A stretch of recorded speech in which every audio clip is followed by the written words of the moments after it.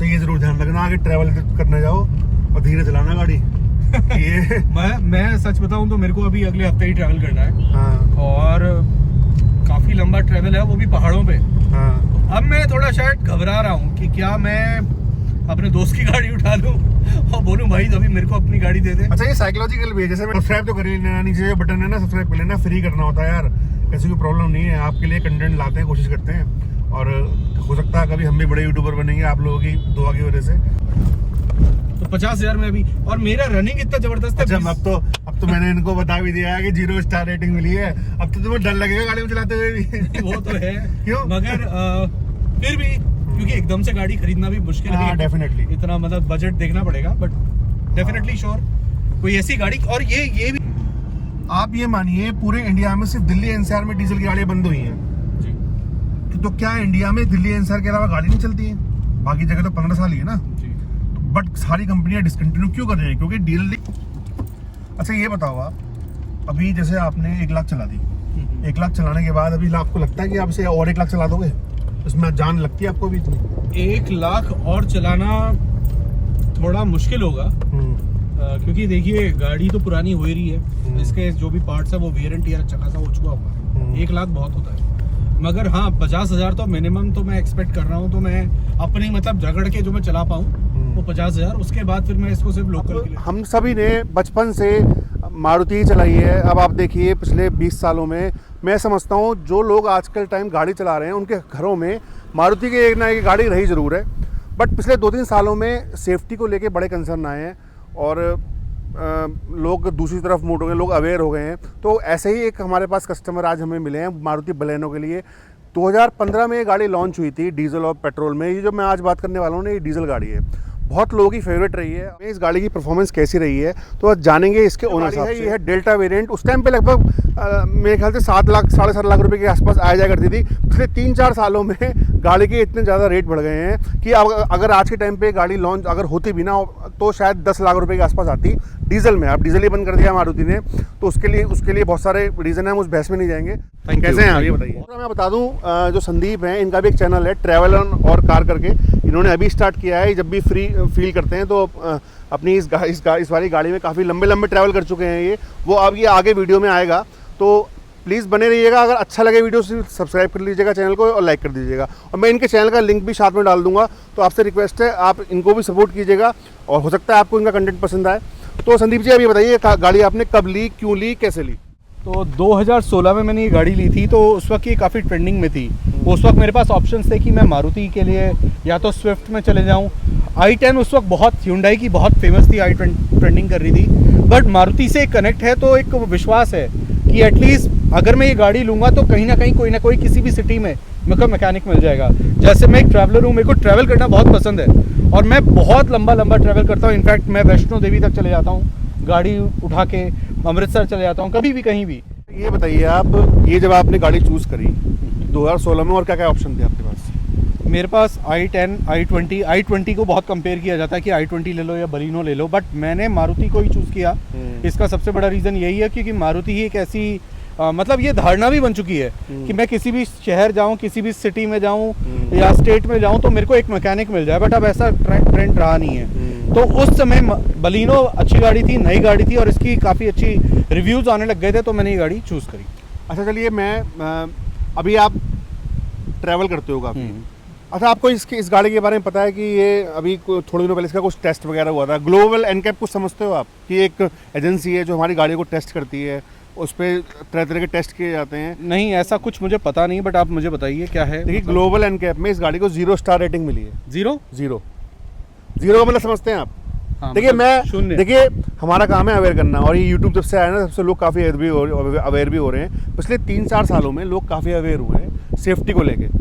एक एजेंसी है global NCAP, Asian NCAP, हर country की अलग अलग भी है। हमारे भारत में भी भारत एनकैप के नाम से आने वाली है। वो गाड़ियों पर टेस्ट करती है, वो एक पर्टिकुलर गाड़ी से एक्सटेंड किया जाता है, डमी उठा के फिर चेक किया जाता है कि इस गाड़ी की रेटिंग क्या है। अगर बहुत अच्छी रेटिंग है तो 5 स्टार, वो 64 kmph की स्पीड पे उसको चेक किया जाता है। तो आपको पता है इस बारे में या नहीं पता? नहीं, मेरे को नहीं पता। चलिए मैं बताता हूँ। अभी थोड़े दिनों पहले इसकी एक रेटिंग आई है और इसकी रेटिंग जो आई है वो 0 आई है।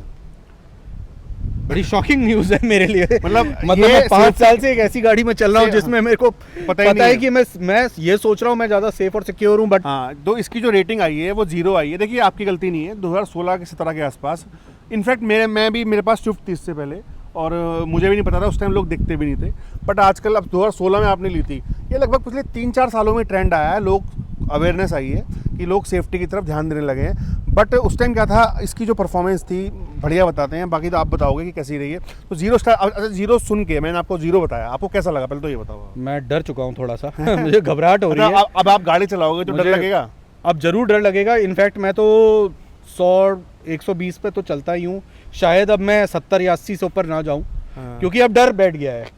जो आपने मेरे को बताया 0 रेटिंग है, तो इसका मतलब है सेफ्टी तो इसमें नहीं है। हाँ। तो मेरे को सोचना पड़ेगा अब थोड़ा हाईवे पे निकलते वक्त, या हो सकता है मैं अब गाड़ी बदल दूँ। चलिए बहुत अच्छी बात है, जब आप बजट हो आपका गाड़ी बदल लीजिएगा। अभी ये बताइए पिछले 6 साल में किस तरह की परफॉर्मेंस रही है आपकी इसकी? मारुति की जो सबसे अच्छी बात यही है कि इसमें मेंटेनेंस बहुत कम होता है। तो मेंटेनेंस इस गाड़ी में आज तक कुछ नहीं लगा है, एक्सेप्ट क्योंकि मैं बहुत ट्रैवल करता हूँ तो मेरे टायर ख़त्म हो जाते हैं बहुत जल्दी, और मैं हमेशा 55,000 इज़ द मैक्सिमम लिमिट। 55,000 पे मैं टायर बदलता ही बदलता हूँ, तो 2 बार बदल चुके हैं। अब ये कल परसों 10 दिन के अंदर मैं दोबारा टायर बदलने जा रहा हूँ, क्योंकि मेरी गाड़ी ऑलमोस्ट 1,10,000 किलोमीटर हो चुकी है। 1,10,000 चला चुके हैं आप जी।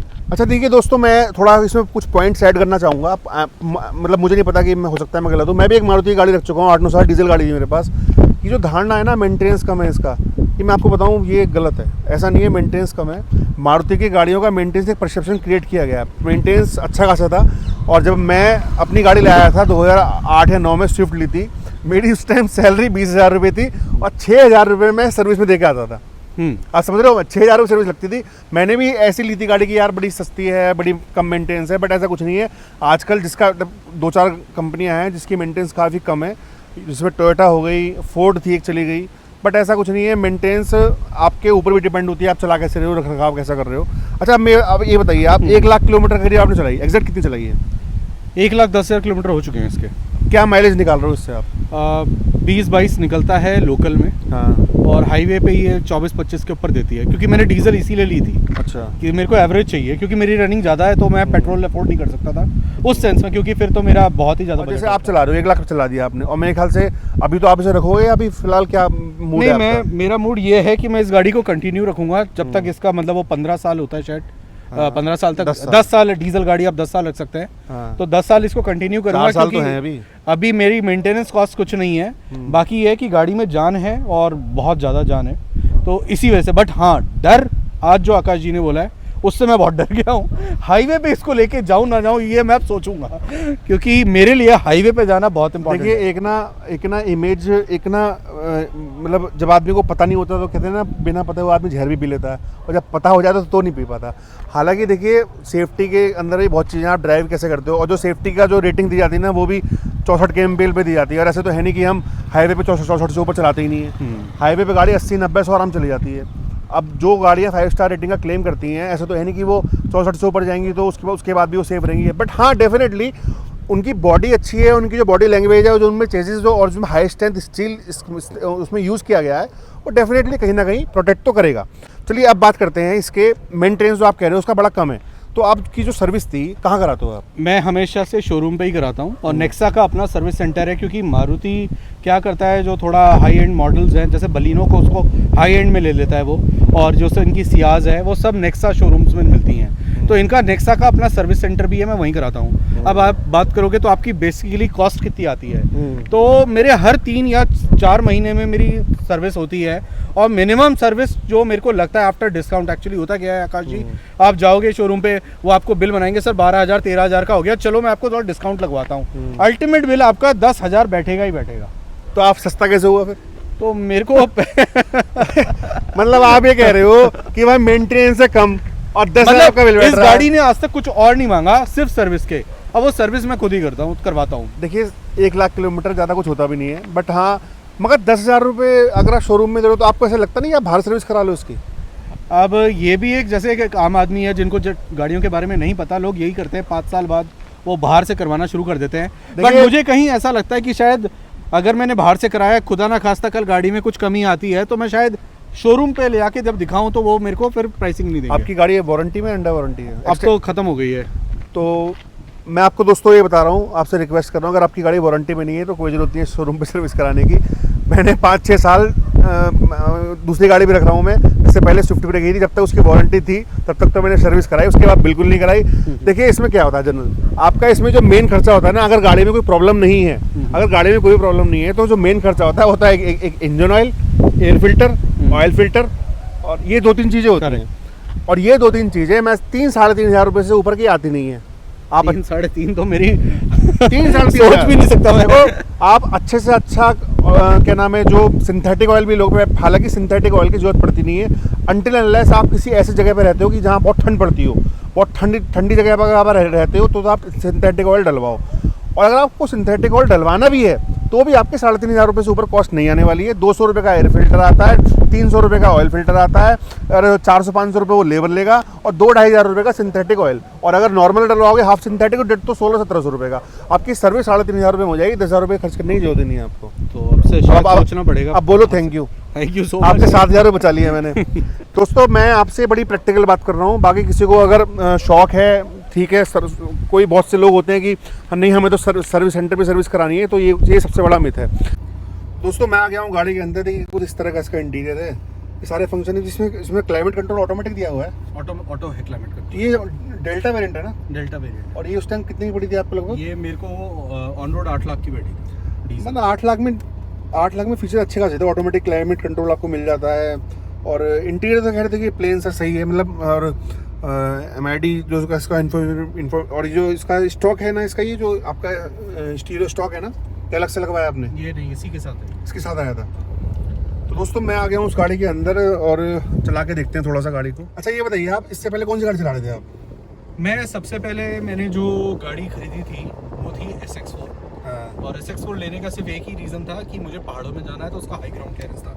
तो हाई ग्राउंड क्लियरेंस की वजह से ही मैंने SX4 ली थी। अच्छा। उस वक्त इतने कोई नॉलेज भी नहीं थी, एक टेंशन भी थी कि नए जॉब लगी थी, और जॉब लगने के बाद एक गाड़ी होना, कि घर में ऑलरेडी एक स्विफ्ट थी पहले, तो हमें सोचा कि बड़ी गाड़ी का शौक भी हो जाएगा, और इसमें ग्राउंड क्लियरेंस की वजह से मैं इसको पहाड़ों पे भी ले जा पाऊंगा। अच्छा, SX4 आपकी पहली गाड़ी थी? मेरी गाड़ी पहली थी SX4। अच्छा, मेरे पास भी SX4 काफ़ी टाइम से है। देखिए जो उस टाइम SX4 के जाने वाले थे वो आज ही बहुत लोग पसंद करते हैं, क्योंकि थोड़ी तकड़ी गाड़ी थी, ऊंची गाड़ी थी। तो SX4 चलाने के बाद आपने फिर ये छोटी गाड़ी पे कैसे आ गए आप? क्योंकि बजट आपका बजट नहीं, तो बजट ऑलमोस्ट दोनों का तब उसी जमाने में एक ही था, बलिनो भी उतरेगी थी। बट 2016 में अगर आप उस टाइम डीजल की गाड़ी लेते हैं, सेडान लेते हैं, थोड़ी महंगी आती है ना शायद उस टाइम?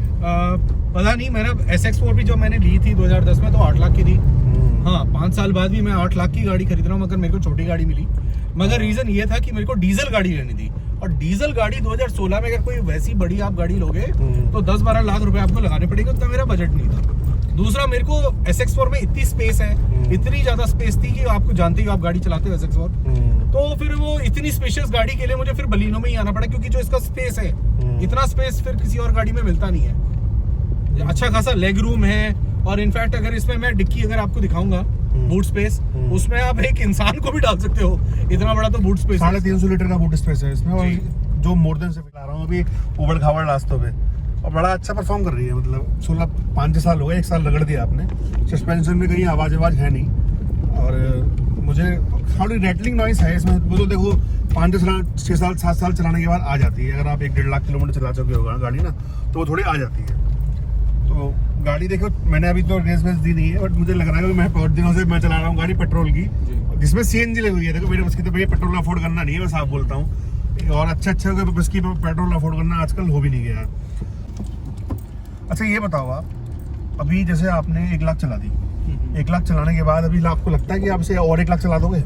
उसमें जान लगती है आपको अभी इतनी? 1 लाख और चलाना थोड़ा मुश्किल होगा, क्योंकि देखिए गाड़ी तो पुरानी हो ही रही है, इसके जो भी पार्ट्स है वो वेयर एंड टियर अच्छा खासा हो चुका होगा। 1 लाख बहुत होता है, मगर हाँ 50,000 तो मिनिमम तो मैं एक्सपेक्ट कर रहा हूँ। तो मैं अपनी मतलब झगड़ के जो मैं चला पाऊँ वो 50,000, उसके बाद फिर मैं इसको सिर्फ लोकल के लिए छोड़ दूंगा।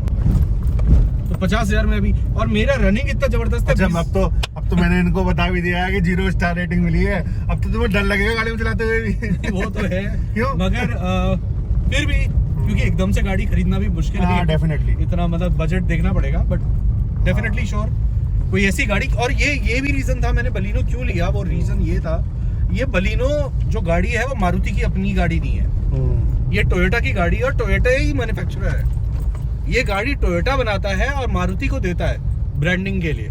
तो इनकी डील थी जो उन्होंने खत्म हो गई है। अब आपने देखा होगा सेम कार टोयोटा के पास ग्लांजा के नाम से है, तो अब बलिनो इस नाम से नहीं आ सकती, वो ग्लांजा टोयोटा की है। नहीं, वो मैं आपकी नॉलेज थोड़ी करेक्ट कर दूं जी। ऐसा नहीं है, गाड़ी मारुति की है। मारुति टोयोटा मारुति को नहीं देता, मारुति टोयोटा को देता है। और मैं आपको ये बताऊं, जो 1.3 इंजन है, हो सकता है कि सबको नहीं होती है नॉलेज, ये जो 1.3 लीटर का जो इंजन है ना, जो आप गाड़ी चला रहे हो तो बंद हो चुका है, और ये इतना प्यारा इंजन था। अगर इन मारुति वालों का बस चलता ना तो इस इंजन को ट्रक में चला के बेच देते, क्योंकि इनके पास अपना इंजन था नहीं। ये फिएट सोर्स इंजन था, जो उस टाइम पे Baleno, Maruti, Ciaz, S cross और स्विफ्ट, टाटा की इंडिका, विस्टा आया करती थी, और भी तमाम गाड़ियों में इस इंजन को यूज हुआ। Fiat Punto, Fiat Linea, Fiat source engine था, फिएट का इंजन था। फिएट वाले अपनी गाड़ी इसको चलाने सक्सेसफुल नहीं कर पाए, मगर मारुति ने उनके इंजन को खूब रगड़ा। दूसरा मैं आपको बता दूं, टोयोटा और मारुति का करार हुआ है अभी थोड़े दिनों पहले, 2-3 साल ही हुए हैं। मारुति और टोयोटा का जो जॉइंट वेंचर हुआ है, टोयोटा मारुति की 2 गाड़ियां ले रहा है, बलेनो और ब्रेजा।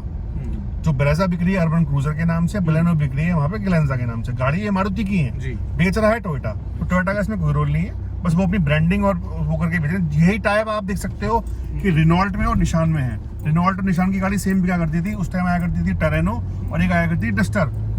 इंजन सेम थे, बस थोड़ा सी शक्ल, हल्की सी शक्ल चेंज कर दी थी उनकी, और अपनी बैचिंग ला के बेचते थे। ये मार्केटिंग स्ट्रेटेजी होती है। बहुत से लोग क्या होता है, मारुति की ब्रांडिंग का पसंद नहीं करते, हमें चाहिए नहीं, हम तो टोयोटा की लेंगे, तो ले जाइए टोयोटा ले लो, मतलब सेम वाइन है, बस बोतल डिफरेंट है जी। ठीक है। अब दूसरा, ये जो इंजन है ना आपका 1.3 डीजल इंजन, मारुति ने डिसकंटिन्यू इसलिए कर दिया क्योंकि ये फिएट सोर्स इंजन था। BS6 कंप्लायंट में ये ला नहीं पा रहे थे उसको, कॉस्टिंग ज्यादा आ रही थी। 1.5 मारुति ने इन हाउस इंजन बनाया, अपना इंजन बनाया, जो आर्टिका में इन्होंने लॉन्च भी किया, सियाज में लॉन्च भी किया 2019 की बाद में बात बता रहा हूँ आपको।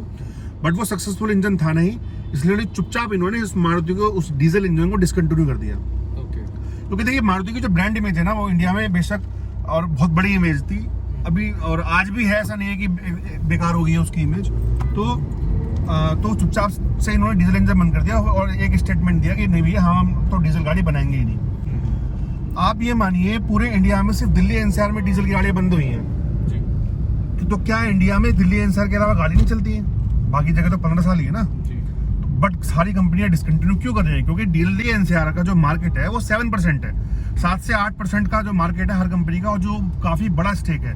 7 से 8% का अगर मार्केट आप में डीजल की गाड़ियां कम बिकेंगी या नहीं बिकेंगी, तो आपकी पूरी की पूरी कंपनी के रेवेन्यू में फर्क आएगा। इसलिए कंपनियों ने डिसाइड किया है भैया हम धीरे धीरे डीजल इंजन रिमूव करने स्टार्ट कर दिए।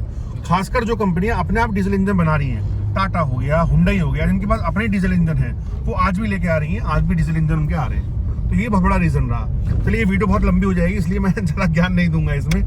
तो कुछ कमियां तो बताइए, 5-6 सालों में इसमें कमियां क्या आई हैं? कमी तो मेरे को सच बता रहा हूँ ऐसा कोई कमी लगी नहीं।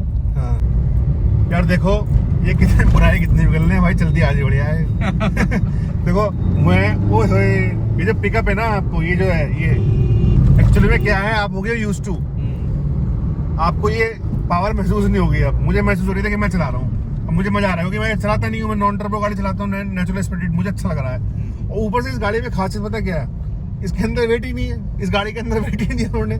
जब गाड़ी की कहते हैं ना, जब घोड़े के ऊपर आप वेट लाद दोगे तो थोड़ा कम दौड़ेगा, और जैसे उसका वेट कम कर दोगे वो तेज दौड़ेगा।